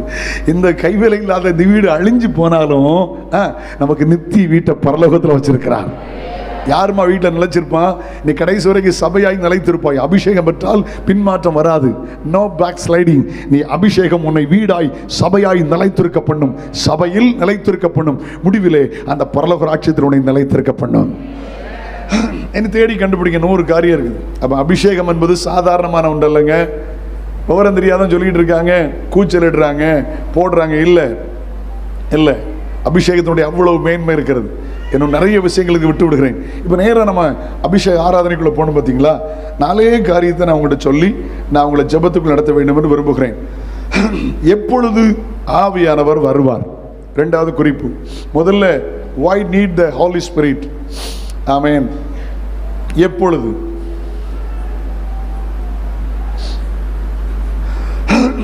எப்பொழுது ஆவியானவர் வருவார்? 4 காரியம். ரொம்ப எளிமையாக பேச போகிறேன். பிள்ளைகள் கவனிங்க ராஜா, இவ்வளோ நேரம் கவனிக்கட்டாலும் ராஜாத்திகளே கவனிங்க, பிள்ளைகள் கவனிங்க, பெரியவங்க கவனிங்கம்மா. யாரையும் அவர் ரிஜெக்ட் பண்ண மாட்டார், யாரையும் அவர் புறம்பாக்க மாட்டார், எல்லாரையும் அவர் அபிஷேகிப்பார். கை உயர்த்தி கர்த்தரை மையப்படுத்தி ஒரு இல்லையே சொல்லுங்களேன், சந்தோஷமா இல்லையே சொல்லுங்களேன். அல்லேலூயா, ஆமென், அல்லேலூயா. பைபிள் ஒரு வார்த்தை இருக்குல்ல, யூதர்கள் ஞானத்தை தேடுகிறார்கள், கிரேக்கர்கள், அப்படித்தானே இருக்கு. யூதர்கள் ஞானத்தை தேடுகிறார்கள், கிரேக்கர்கள் அடையாளத்தை தேடுகிறார்கள். அது 1 கொரிந்தியரில் இருக்குல்ல. ஆமாம், கிரேக்கரானாலும் யூதனானாலும் அப்படி அங்கே இருக்கு. ஆமாம், எவர்கள் தேவன் அழைக்கப்பட்டார்களோ அவர்களுக்கு தேவ ஞானமும் தேவ நீதியுமா இருக்கிறார். கிரேக்கர் ஞானத்தை தேடுறாங்க, அப்படித்தானே? சரிதானே? யூதர்கள் தான் அடையாளத்தை தேடுறாங்க. Right, very good. மன்னிக்கவும், கிரேக்கர் ஞானத்தை தேடுறாங்க, யூதர்கள் அடையாளத்தை தேடுறாங்க. ஏன் சொன்ன தெரியுமா? அமெரிக்காவில் நிறைய யூதர்கள் போய் சிட்டிசன் ஆகிட்டாங்க. அவங்க எங்கே இருந்தாலும் டாப் லெவலில் இருப்பாங்க, எங்கே இருந்தாலும் டாப் லெவலில் இருப்பாங்க. அவருக்கு ஒரு அமெரிக்கன் கிறிஸ்தவ நண்பர் இருந்தார். இந்த இஸ்லாமியரை கூட்டிகிட்டு போனார். இல்லை நம்ம சொந்தம் ஐயா, நீங்கள் பழைய ஏற்பாடு நான் புதிய ஏற்பாடு வாங்கின சர்ச்சைக்கு கூப்பிட்டு போயிருக்கிறார். அவர் உட்காந்துட்டு சொன்னாராம், என்னெல்லாமோ நடக்குது, எல்லாம் சுற்றி முற்றி பார்த்துருக்கிறார். எல்லாம் அமெரிக்கன் பீப்புள், எல்லாருமே இங்கிலீஷ் பீப்புள். அப்போ இங்கே இருந்துட்டு சொன்னாராம், இவரே பேசிக்கிட்டு இருந்திருக்காரு, நான் நம்பணும்னா, நான் கிறிஸ்துவை நம்பணும்னா ஒன்று நடக்கணும். என் சொந்த லாங்குவேஜ் எபிரேய மொழியில் யாராவது ஒருத்தர் இப்போ பேசுவாங்கன்னா நான் இயேசுவை நம்புவேன்னு இவர் ஜெபம் பண்ணிட்டு வந்திருக்கார். இந்த நண்பனை பிரியப்படுத்த போயிருக்கிறார். நல்ல ஹை போஸ்ட்டில் இருக்கிறவர். பாரு, என் கூட சர்ச்சைக்கு போகலான்னு கூப்பிட்டு போயிட்டார். எல்லாம் நம்ம ஒன்று தான், நீர் பழைய ஏற்பாடு நம்ம புதிய ஏற்பாடு வாடன்னு கூப்பிட்டு போயிருக்கார். அவங்க வியூ உட்காந்துட்டு சொன்னாராம், யாராவது ஒருத்தர் அங்கே சுற்றி பார்த்துருக்கிறார், யாருமே ஜூயிஷ் பீப்புள் இல்லை, all people is American people, English people, யாருக்குமே எபிரே லாங்குவேஜ் தெரியாது. இவர் ஜெபம் பண்ணிட்டு இருக்கும்போது அங்கே அபிஷேகம் நடந்திருக்கு. அது ஒரு பெந்தைக்கோஸ்து சபை. ஆவியில் நிரம்பி ஒருத்தர் எபிரேய மொழியில் தீர்க்கதரிசனம் சொன்னார். அத்தனை வார்த்தை இவருக்கு நேராக ஆள் சரண்டர் ஆயிட்டார். ஏன்னா அந்த கேஸ் அடையாளத்தை தேடுமா, கர்த்தர் நிரப்பினார். 2026 வருஷத்துக்கு முந்தி என்கிட்ட ஒரு பாஸ்டர் வந்திருந்தார். அவர் அமெரிக்காவை சார்ந்தவர். அன்னைக்கு அவர் பாகிஸ்தான் ஆரிஜன், ஒரு இஸ்லாமிலிருந்து ரட்சிக்கப்பட்டவர், டேவிட் ரஹமத்.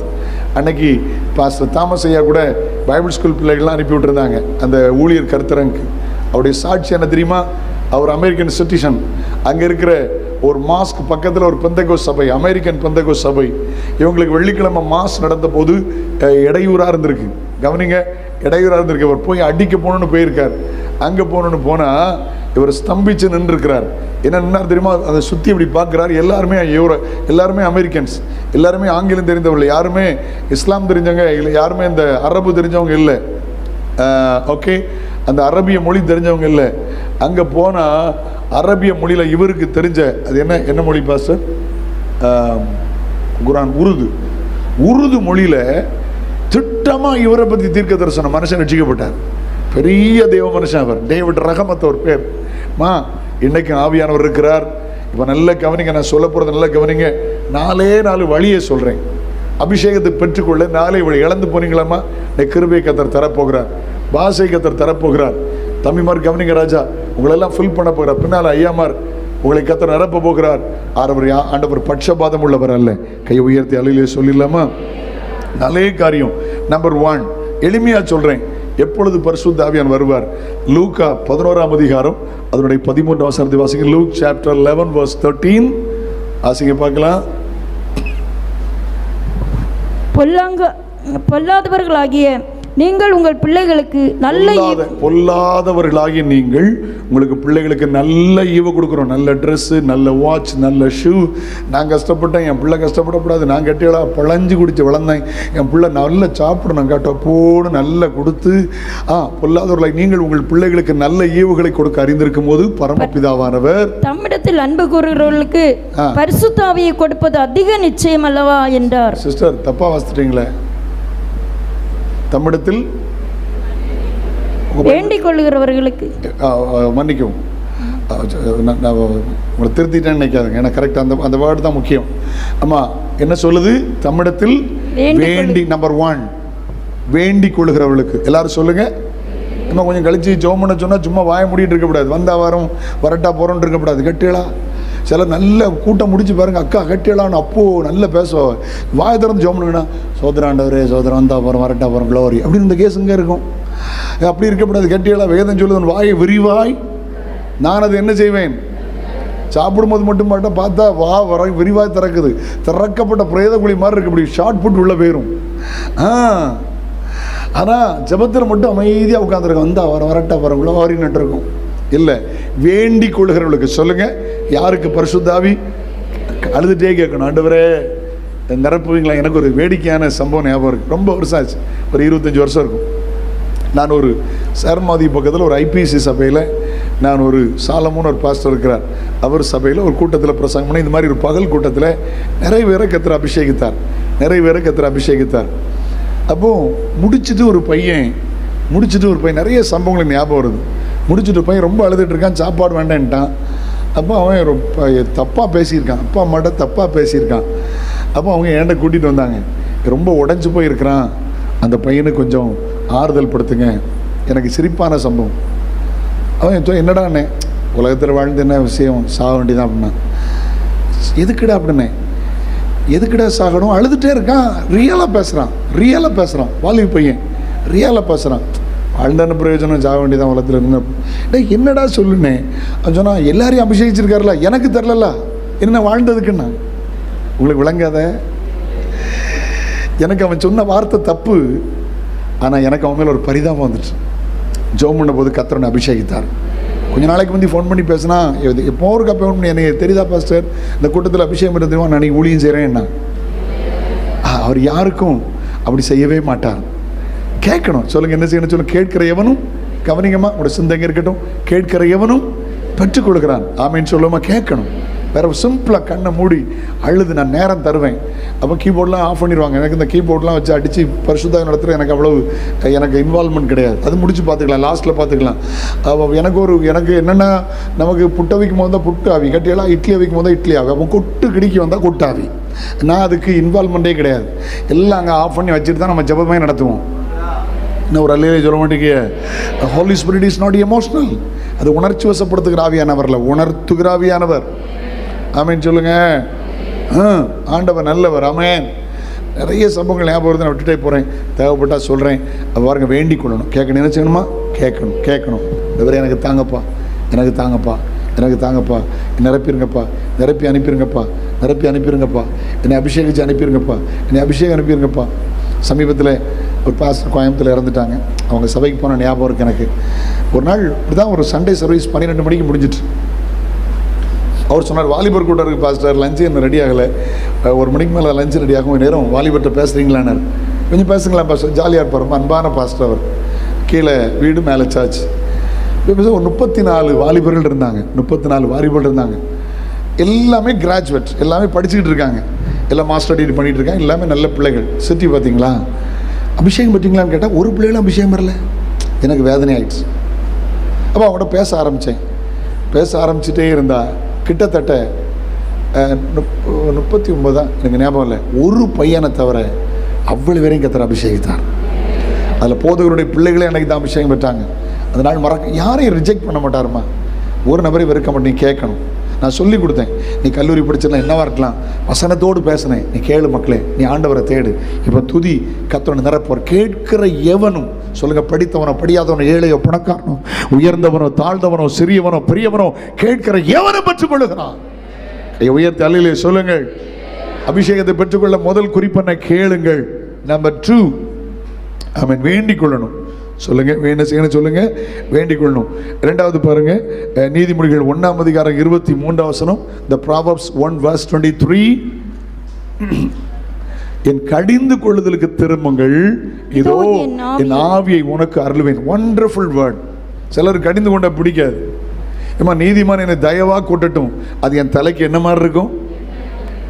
அப்போ நீதிமான் கடிந்து கொள்கிறது அபிஷேகம். அப்படித்தான் பெரியவங்கள என்ன வளர்த்தாங்க. கை உயர்த்தி அலையிலே சொல்லுங்களேன். பாஸ்டர் சொன்னாங்களே, நல்ல வாய்ப்பு. காஞ்சி ரோட்டில் கன்வென்ஷனில் பேசுகிற இடத்துல நல்ல ஒரு சந்தர்ப்பம். அதெல்லாம் ஆண்டவர் தந்த ஒரு பாக்கியம். எனக்கு ஒரு சம்பவம் இருந்துச்சு, நான் சொல்லட்டுமா? 99 சாதையம் மறிப்பதுக்கு முந்தின வருஷம் ஒரு புதன்கிழமை பகல் ஆராதனையில் பேசிக்கிட்டு இருக்கேன். அப்பவுமே 4000 பேர் மேலே இருப்பாங்க. எனக்கு தெரியுது ஆவியானவர் வல்லமே இறங்குறார். பிரசங்கமே பண்ண முடியல, அப்படி ஜனங்கள் களி கூறுறாங்க. அல்லேலூயா.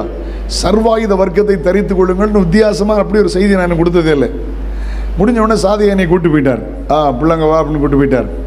அப்போ சாதையால் சேரில் உட்காந்துருக்கார். ஒரு புறம் போட்டு போட்டு உட்காருனார். நான் கீழே உட்காந்துருக்கேன். ஹலோ, 99 வருஷம் எத்தனை ஆச்சுன்னு கணக்கு போட்டு பாருங்க. ஹலோ, 27 வருஷம் ஆச்சு. 27 வருஷத்துக்கு முந்தி என்னை கீழே உட்காருனா, பிள்ளை உட்கார் அப்படின்னார். நான் சந்தோஷமாக ஏற்றுக்கிட்டாங்க. இன்னைக்கு பாஸ்டர் ஒரு கடிந்து கொண்டு பேச முடியாது, மதர் ஒரு கடிந்து கொண்டு வார்த்தை சொல்ல முடியாது, ஒரு மூத்த விசுவாசி செய்ய முடியாது, மூஞ்சை தூக்கிடுவாங்க. ஏமா கடிந்து கொள்ளுதுன்னு நீ திரும்பி பாரு, அபிஷேகத்தை கர்த்தர் தருவார். ஆவியானவர் சுவாபத்தை கடிந்து கொள்ளும் போது மனம் திரும்புதலுக்கு நேராய், கர்த்தருக்கு நேராய், தேவ வார்த்தைக்கு நேராய், தேவ சித்தத்துக்கு நேராய், தேவ திட்டத்துக்கு நேராய் நீங்கள் திரும்பும் போது அங்கே அபிஷேகம் வருகிறது. அல்லேலூயா. என்னை உட்கார வச்சுட்டார். வெளியில் கன்வென்ஷனாக தெரியும், பாஸ்டருக்கு போகிறதுனால தெரியும். வெளியில் சாதையை பார்க்குறதுக்கு அந்த காலத்தில் கூட்டம் இருக்கும். மும்பையிலேருந்து, கோயம்புத்தூர்லேருந்து, சேலத்துலேருந்து, ஈரோட்லேருந்து, அங்கே ராம்நாட்டிலேருந்து வந்தவங்கலாம் அந்த இடைப்பட்ட நேரத்தில் கையில் ரூபா வச்சுட்டு காத்துக்கிட்டு இருப்பாங்க. அவர் 4 தோத்திரம் தான் போடுவார். சோதரம் போ அப்படிம்பார். இவ்வளோதான் சொல்லுவார். அதுக்கு காத்திருக்கும் பெரிய கூட்டம் காத்திருக்கு. இவர் என்ன உட்கார வச்சு 1 மணிக்கு ஒரு பேசுகிறார். பிள்ளடே நீ இப்படி பிரசங்கம் பண்ணிருக்கணும், கேட்டியா? கிருபையாக பேசியிருக்கணும். அப்படி நான் தளர்ந்தே போயிட்டேன். சின்ன வயசு பற்றியெல்லாம் 27 வருஷம் ஆச்சு பற்றியெல்லாம் கொஞ்சம் தளர்ந்துட்டேன். எனக்கு வருத்தம் இல்லை, பரிசுத்தாண்டவர் ரொம்ப பிடிக்கும். ரொம்ப தளர்ந்துட்டேன். 2 மணிக்கு பிறகு சொல்ல பிள்ளை போ, அவர் சத்தியநேச வைத்தியரை பார்த்து பிள்ளைக்கு சாப்பாடு ஏற்பாடு பண்ணு, சாயங்காலம் நீ தான் பேசணும் போனார். நான் அப்படி தளர்ந்து போய் உட்காந்துருந்தேன்.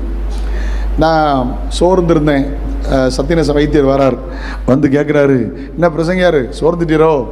ஆமாம் ஐயா அப்படி சொல்லிவிட்டாங்களே. நானும் கேட்டேன், ஒரு நாள் ஐயாட்ட கேட்க மாட்டேன்னே கேட்டேன்.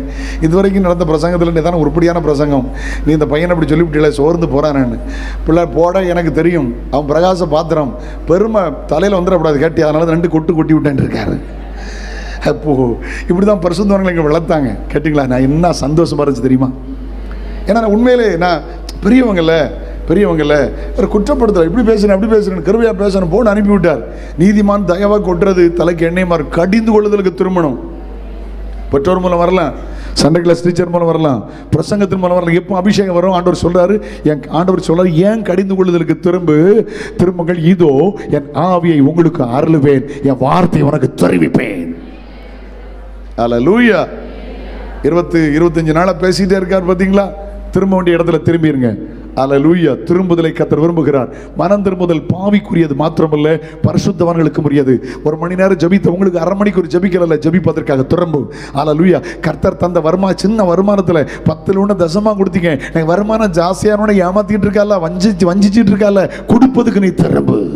மனம் திரும்பு, கடிந்து கொள்ளுதலுக்கு திரும்பு. கர்த்தர் அபிஷேகத்தை தருவேங்கிறார். கை உயர்த்தி அலையிலே சொல்லுமா? மூன்றாவது ஆமென். அப்போஸ்தலர் 5ஆம் அதிகாரம் 32ஆம் வசனம். Acts chapter 5 verse 32. இந்த சங்கதிகளை குறித்து நாங்கள் அவருக்கு சாட்சிகளாய் இருக்கிறோம். இந்த சங்கதிகளை குறித்து நாங்கள் அவர்களுக்கு சாட்சிகளாய் இருக்கிறோம். தேவன் தமக்கு கீழ்ப்படிகிறவர்களுக்கு தந்தருளின பரிசுத்த ஆவியும் சாட்சி. யாருக்குமா? கீழ்ப்படிகிறவர்களுக்கு தந்தருளின பரிசுத்த ஆவியானவர். கீழ்ப்படிதல், பலியை பார்க்கலும் கீழ்ப்படிதல் உத்தமம். ஆண்டவர் அன்னைக்கு சவுலுக்கு சொன்னார், பலியை பார்க்கலும் கீழ்ப்படிதல் உத்தமம், ஆட்டு கடாக்கு நினத்தை பார்க்கலும் செவி கொடுத்தல் உத்தமம். யாருக்கு பரிசுத்த ஆவி? கீழ்ப்படியணும். சொல்லுங்கம்மா. ஞானசானம் எடுக்காத கேசுகள் ஞானசானம் எடுக்கணும். ஆமீன் சொல்லுங்க. புருஷன் பஞ்சாதிலாம் ரட்சிக்கப்பட்ட பிற்பாடு, புருஷன் பஞ்சாதி ரட்சிக்கப்பட்ட பிற்பாடு தீர்மானம் பண்ணி நகை நட்டு போல்டு ஸ்க்ரூவா கலத்தனை கட்டியலா? இன்னும் ஒன்றும் சொல்ல மாட்டீங்க. சந்தோஷமா இல்லையே சொல்லுங்க. ஏக்கா உயிரோடு இருக்காட்டாலும் செத்த அன்னைக்கு கழிச்சுதான் அவனை கட்டியலா? செத்த அன்னைக்கு கழுகு நெறியும் காத்திருக்கும். கழுகுனா அவன் மகா, நரின்னா அவன் மருமகா. இந்த கள்ளியில் சேர்ந்துருவான். இவன் கள்ளி அவன் கடுத்த கள்ளி, என்னைக்கு கிளவி சாவான்னு காத்திருப்பான் நம்மளா? புருஷன் ஜாதி ரட்சிக்கப்பட்ட பிற்பாடு இன்னும் கலத்த முடியலன்னு நீ மாய்மாலக்காரி இல்ல? இன்னும் ஒன்றும் வரமாட்டுக்கு, ரொம்ப கடினமாக இருக்கோ? அதான் கடினமான காரியத்தை திரும்பிட்டேன்னா உன் மேல அபிஷேகம் இறங்கும். கையை வைத்து அல்லையிலே சொல்லுங்க. நம்ம எது உன் கூட வருதோ அதான் விலையேறப்பட்டதுமா. கூட எது வரும் அதான் ஆசீர்வாதம். ஆமேன்னு சொல்லுங்க. நம்ம செத்து போனோன்னா ஒன்றும் வராது, எல்லாத்தையும் கலத்திடுவா கேட்டீங்களா? எல்லாத்துக்கும் கூட வர்றது கேட்டீங்கன்னா ஒன்று தான் கூட வரும். பள்ளியாடி பக்கத்துலேருந்து எருதூர் கடை பக்கத்துலேருந்து நல்ல தேக்கு பட்டி 6 அடியில் வரும் கேட்டீங்களா? அப்படின்னு அதுதான் அவங்களுக்கு அனுக்கிரகம் போட்டு. கிரியை தான் கூட வருமா? வாட்சோ நகையோ நட்டோ எஸ்டேட்டோ உன் காரை வராது. உன் கூட வர்றது தெரியுமா? கிரியை. ரட்சிக்கப்பட்டது கிரியை, அபிஷேகம் பெற்றது கிரியை, ஞானசானம் பெற்றது கிரியை, வரங்களை பெற்றது கிரியை, அன்பு கூறுகிறது கிரியை, ஏழைகளுக்கு இறங்குகிறது கிரியை, தான தர்மம் பண்ணுகிறது கிரியை. வேற ஒன்றும் கூட வராது, உங்க கிரியை கூட வரும். ஆமீன் சொல்லுங்க. அப்ப கீழ்ப்படியணும். சொல்லுங்க என்ன செய்யணும்? இந்த உபவாச கூட்டத்தில் சில கீழ்ப்படிதல் வரும்னு நினைக்கிறேன். சில ஆசீர்வாதத்துக்கு தடை நீ கீழ்ப்படியாதான் தெரியுமா உங்களுக்கு? கர்த்தர் உணர்த்தின போதும், கர்த்தர் எச்சரித்த போதும், கர்த்தர் வேறுபாடை கொடுத்து பேசின போதும் இன்னும் கீழ்ப்படிய மனதில் இருந்தால் ஆசீர்வாதத்துக்கு தடமா? ஏமா கீழ்ப்படியாமின் பிள்ளை மேல் தேவ கோபாக்கினை வரும் அப்படின்னா கீழ்ப்படியாமின் பிள்ளைகளுக்கு நரகம். அடிக்கடி கடிந்து கொள்ளப்பட்டும் தன் பிடரியை கடினப்படுத்துகிறவன் சடிதியிலே சகாயம் நாசமடைவான் என்பது கர்த்தருடைய வார்த்தை. This is not my word, it's a word of God. இது ஏன் வார்த்தை கிடையாது, கர்த்தருடைய வார்த்தை. அல்லேலூயா. கை உயர்த்தி கம்பீரம் அல்லேலூயா சொல்லுங்க.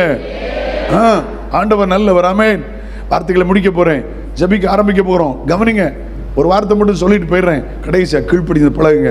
ஆவியானவர் எந்த பகுதியில் பேசுறார் அதில் உடனே கீழ்ப்படிங்க, உடனே கீழ்ப்படிங்க. நான் சொன்ன பார்த்தீங்களா, தென் அமெரிக்கா நாட்டில் இருந்தேன். அதில் ஒரு காரியத்தை பார்த்து அழுதுகிட்டே இருந்தேன். ஒவ்வொரு பிரசங்கத்திலும் ஜனங்கள் ஓடி வருவாங்க. வாலண்டியர்ஸ் தடுத்து வச்சிருப்பாங்க, தடுக்க முடியாது. அப்படி பிரசங்கம் முடியவர்கள் தடுத்து வச்சிருப்பாங்க. ஒரு வார்த்தை கர்த்தர் பேசிட்டா அழுதுட்டே ஓடி வருவாங்க, பாஸ்டர்ஸ் ஓடி வருவாங்க. நான் அதை நினைச்சேன், இவங்க இது பாரம்பரியமாக்கிட்டாங்களா? நான் ஆரம்பத்தில் யோசித்தேன், என்னடா ஒவ்வொரு பிரசங்கத்துக்கு ஓடி வராங்க, பாரம்பரியமாக்கிட்டாங்களான்னு பார்த்தேன். இல்லை, அவ்வளோ பேர் கண்ணில் கண்ணீரை பார்த்தேன். 3000 பேர் நிற்பாங்க, 5000 பேர் நிற்பாங்க, 10000 பேர் நிற்பாங்க, 25000 பேர் நிற்பாங்க. ஒவ்வொரு பிரசங்கத்திலும் பகல் கூட்டமாக இருக்கலாம், அது ஊழியக்காரனாட்டில் வந்து ஆண்டவரேன்னு அழுவாங்க. ஹல்லேலூயா, glory be to God. கீழ்ப்படியவர்களுக்கு தான் பரிசுத்த ஆவி. நம்பர் 1, திரும்ப சொல்லுங்க. நம்பர் 1 வேண்டிக் கொள்ளணும், கேட்கணும். நம்பர் 2 கடிந்து கொள்ளும் போது திரும்பணும், அவரிடத்துல உணர்த்தப்பட்டு திரும்பணும். 3வது கேட்கல, கீழ்ப்படியணும். 4வது தான் ரொம்ப முக்கியம். கவனிங்க. அல்லேலூயா. வெளிப்படுத்தல் 22 அதனுடைய 17 வசனம், இது கடைசி வசனம். வெளிப்படுத்தல் 22:17 வாசிங்க பார்க்கலாம். ஆவி மனவாட்டியும் வா என்கிறார்கள், கேட்கிறவனும் வா என்பானாக. தாகமாயிருக்கிறவன் வரக்கடவன், விருப்பமுள்ளவன் ஜீவ தண்ணீரை இலவசமாய் வாங்கிக் கொள்ள கடவன். இலவசமா ஜீவ தண்ணீர், living water. Holy Spirit is living water. ஜீவ தண்ணீரை தரப்போற, இலவசமா தரப்போற. முக்கியமான பாயிண்ட், நம்ம தாகமா இருக்கணும். விருப்பம், தாகம், அந்த 2 வார்த்தை மேலே கீழே இருக்கு பாருங்க. முதல்ல தாகம், கீழே விருப்பம், 2 ஒன்று தான். விருப்பம், தாகம். அல்லேலூயா. பரிசுத்த ஆவி பெற்றுள்ள தாகம் வேணும், விருப்பம் வேணும். ஆமென். ஏன் அபிஷேகம் பெறணும்? ஜலத்தினாலும் ஆவியினாலும் பரவாவிட்டால் தேவனுடைய ராட்சியத்தில் பிரவேசிக்க முடியாது. ஏன் அபிஷேகம் பெறணும்? மீட்கப்படும் நாளுக்குன்னு முத்திரையாய்ப்பட்ட பரிசுத்த ஆவியானவர். ஏமா அபிஷேகம் பெறலன்னா பரலோக ராட்சியம் போக முடியாது. காலங்கள், சம்பவங்கள் எல்லாம் இயேசுநாதர் வருகையின் அடையாளம். நம்முடைய தலைமுறையில் இயேசு வந்தால் ஆச்சரியப்படுகிறதுக்கு இல்லை. பரலோக ராட்சியம் யாருக்கு? பரிசுத்தாவி பெற்றவர்களுக்கு. வருகையில் யார் எடுத்துக்கொள்ளப்படுவார்கள்? பரிசுத்தாவி பெற்றவர்கள் எடுத்துக்கொள்ளப்படுவார்கள். முத்திரையாய் தந்த அபிஷேகம். ஆகினால தாகம் தேவை. சொல்லுங்க, என்ன தேவை சொல்லுங்க, சத்தமா சொல்லுங்க. என்ன ஏசாயால வாசிக்கலாமா? 44:3 வாசிங்க. ஏசாயா 44:3.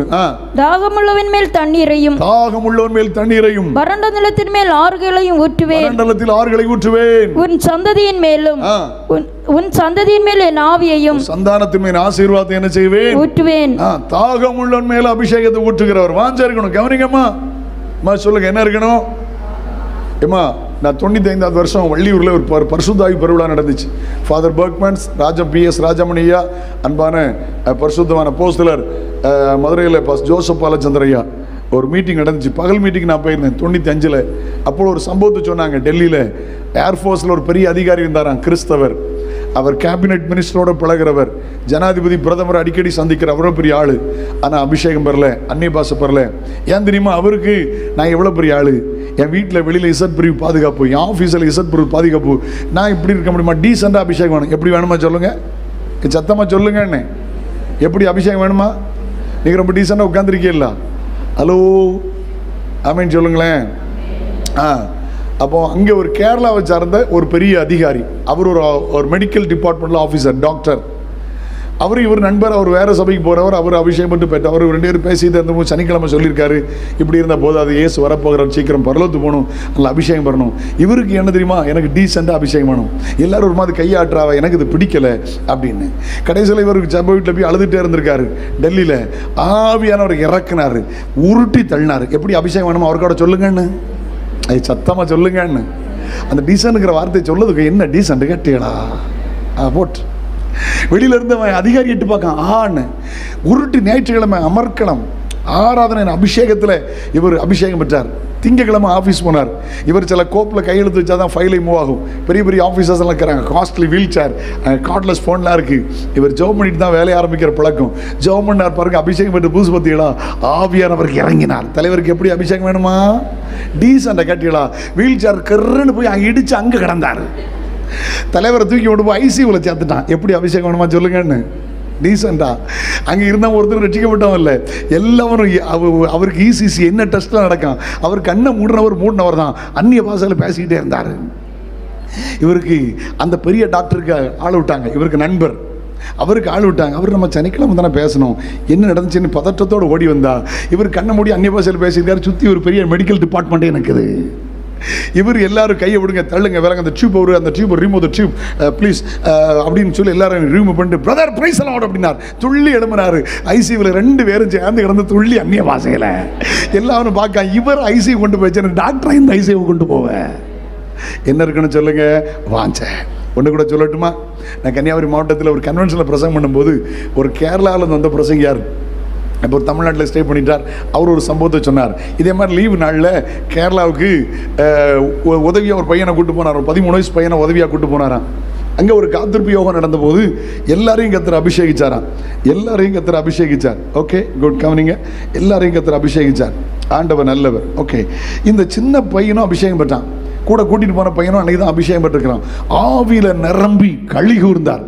அங்கே பின்னால் ஒரு எல்டர் இருந்தார், 60 வயசு, 40 வருஷமாக சபைக்கு வரார். வாலிபனிலேருந்து சபைக்கு வரார், ஆனால் அபிஷேகம் பெறல. அவர் அமைதியாக இவர் சொன்னார், பாவத்தை அறிக்கையிட்டு ஜெபம் பண்ணுங்க, பாவத்தை அறிக்கையிட்டு ஜெபம் பண்ணுங்கன்னு சொன்னபோது அவர் வந்தா வரோம் வரட்டா போகிற சோத்திரம்னுட்டு அங்கே இருந்தார். இவன் சின்ன பையன் பார்த்தீங்களா, அபிஷேகம் பற்று முழங்கால் போட்டு கண்ணீர் வடிது, மூக்கு வடிது, அப்படி போட்டு முழங்கால் போட்டு போய் அவர் மேலே போய் மோதிக்கிட்டு இருக்கான். இவனும் கண்ணை மூடிட்டு போகிறான், அவரு கண்ணை மூடி ஜெபம் பண்ணிட்டு இருக்கார். அபிஷேகம் கிடைக்கல அவருக்கு. நான் என்ன பாவம் செய்தேன், சோத்திர ஆண்டவர் வாரணும். இவனுக்கு கிடைச்ச அந்நிய பாசம் என்ன தெரியுமா, எருமக்கடா மலையாளத்தில் எருமக்கடானா மலையாளத்தில் எரும மாடுன்னு அர்த்தம். பாஸ்டருக்கு மட்டும்தான் இது தெரியும், கதையை கட்டியலா. அவரு பைபிள் எடுத்துட்டு ஒரே ஓட்டம். இனி வயலை பிடிச்சி அடிக்க முடியுமா, போய் அந்நிய பாசையில் பேசினா விளங்கிச்சான்னு. ஞாயிற்று சனிக்கிழமை ராத்திரி கூட்டத்துக்கு வரல, கேட்டியடா போக்கு. பாஸ்டர் நினைச்சார், இந்த பையன் எருமக்கடா 40 வருஷம் ஒழுங்காக தசாம்சம் தருவார், ஒழுங்காக சர்ச்சுக்கு வருவார். அப்போது நினச்சிக்கிட்டு இருக்கும்போது ஞாயிற்றுக்கிழமை வந்தார். 9 மணிக்கு ஆராதனை, 8:30 மணிக்கு வந்தார். கேட்டியலா நேராக பாஸ்டருக்கு விட்டு வந்து, பாஸ்டரே எனக்கு ஒன்று சாட்சி பறையணும், கேட்டோ சமயம் கிட்டுமோ. இவர் பயந்து போனார். நேற்று எருமக்கடான்னு சொல்லி தொலைச்சான், என்ன சாட்சி சொல்ல போகிறாரோ தெரியல, சபையில் குழப்பம் வந்துடக்கூடாது. பாஸ்டரே பிரதரே, இது கன்வென்ஷனில் நெக்ஸ்ட் வீக் எங்களுக்கு சமயம் தராம். எந்த பொண்ணு பாஸ்டர் அங்கே பறையிறது, எனக்கு ஒரு காரியம் தன்னே பறையணும். இன்னும் எனக்கு சமயம் வேணும் கேட்டோ. பாஸ்டருக்கு ஒன்றும் செய்ய சொல்ல முடியலை. பாஸ்டர் சொன்னாராம், சரி எங்களுக்கு மாத்திர சமயம் கேட்டோம், 5 மினிட் மதி, ஒரு காரியம் தானே பறையணும். பாஸ்டர் ஜெபம் பண்ணிட்டே இருக்க, ஆண்டவரே இடக்கூடமாக தான் சொல்லி தொலைச்சிடப்படாதுன்னு. அப்போ நம்முடைய சபையில் மூத்த விசுவாசி இப்போ ஒரு சாட்சி சொல்லுவார்னு சொன்னோன்னு சொன்னாராம், இன்னலே பரிசுத்தாவின் யோகம் நடந்தப்போல் அப்படின்னு ஆரம்பிச்சிருக்காரு. பாஸ்டருக்கு ஆண்டவரே என்ன சொல்ல போகிறான்னு தெரிலன்னு. பாஸ்டரோட கன்வென்ஷன் பிரசங்கி கூட வந்த சிறுப்பக்காரனை கொண்டு பரிசுத்த ஆத்மா என்னோட சம்சாரிச்சு. பாஸ்டர் பார்க்காரு, எந்த நான் சம்சாரிச்சது, எருமகடல்ல சம்சாரிச்சது. அப்போ என்ன சம்பவம் தெரியுமா, ஒரு சின்ன வயசில் ஒரு 30 வருஷத்துக்கு முந்தி ரட்சிக்கப்பட்ட புதுசில் இவருக்கு விவசாயம் வயலில் வேலை செஞ்சுட்டு இருந்தபோது ஒரு எருமை கண்ணுக்குட்டி வந்து உள்ளே மேய்ஞ்சிருக்கு. இவர் என்ன பண்ணியிருக்காரு, வேளாண்மையெல்லாம் அந்த வயல் ஏலாவெல்லாம் நாசம் பண்ண ஓடி போய் மம்பாட்டி வச்சு அடிச்சிருக்காரு. அது எங்கேயோ போட்டு சுருண்டு விழுந்து செத்துட்டு அங்கங்கே சுற்றி பார்த்துருக்காரு. ஒருத்தர் இல்லை, ஒரு தங்கு பக்கத்தில் தோண்டி புதைச்சாரு. அல்லேலூயா. வேறு பெரிய பாவம் ஒன்றும் செய்யலை. இன்றைக்கி பாவத்தை அறிக்கை எடுக்கணும், நான் ஒரு பாவம் செய்யலாண்டவரே, வந்தால் வரட்ட போகிற சோத்திரம் நேரா இவங்க கிட்ட போய் சொன்னாங்க, எருமக்கடாண்ணா உங்களுக்கு காரியம் மனசிலாச்சா. அவர் பைபிளை கொண்டுட்டு ஒரே ஓட்டம். நேரம் எங்கே ஓடினார் தெரியுமா, அந்த வீட்டுக்கு போயிருக்கார். அந்த வீட்டில் போய் கதவை தட்டியிருக்கார். என்னை மன்னிச்சிருங்க அழுதாங்க. என்ன சொல்கிறீங்க? இல்லை 30 வருஷத்துக்கு முந்தி அவங்க எருவு மாட நான் தாங்க ஒன்று தவறுதலாக செய்துட்டேன். இன்றைக்கி ஆண்டவர் பரிசுத்த ஆத்மா என்னோடு உணர்த்தி என்னை எச்சரித்தார், என்னை வான் பண்ணார். உங்களுக்கு பைசா கொடுத்துட்றேன். வீட்டில் போய் சொன்னாராம், ஆவியானவர் உண்டுன்னா என்னை பரிசுத்த ஆவியார் நிரப்பணும், அல்லாட்டா நான் சர்ச்சைக்கு போக மாட்டேன். சனிக்கிழமை ராத்திரி வீட்டில் வச்சு அந்நிய பாஷை அடையாளத்தோடு கர்த்தர் அபிஷேகித்தார். ஆமென். ஜெபம் பண்ண போகிறோம். கர்த்தர் உங்களை ஆசீர்வதிப்பார்.